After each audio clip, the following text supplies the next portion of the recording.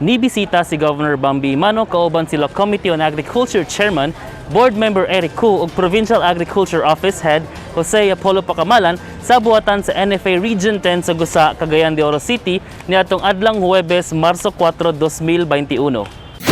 Uban og ilang nahinabi sab si Regional Director sa Department of Agriculture 10 nga si Director Carlin C. Collado.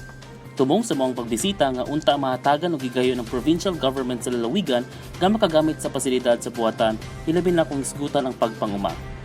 Ang NFA-10 wala mibalibad nga ipagamit ang parte sa warehouse nga naimutang sa ilang compound nga mahimong gamiton sa mga local farmers sa lalawigan aron ipahiluna ang mga makinarya sa pag-harvest og humay. Mamahimong paliton sa NFA-10 ang mga humay ug ang mga mag-uuma ang magpasiugda o magproseso sa humay aron mahimo kining bugas nga ipangapod-apod sa buhatan alang sa katawan panahon sa emerhensya o kalamidad.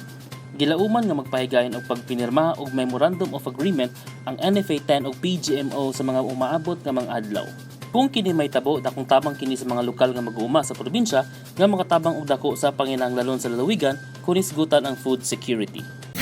Suportado kanunay ni Governor Bambi Uban ang bisan unsang mga lakang nga makapalambo sa kahimtang sa mga mag-uuma sa lalawigan tungod kay nasayod kini kung unsa kamay nungdanon ang papel sa mga mag-uuma nga mo'y magsiguro sa pagkaon sa tibuok komunidad.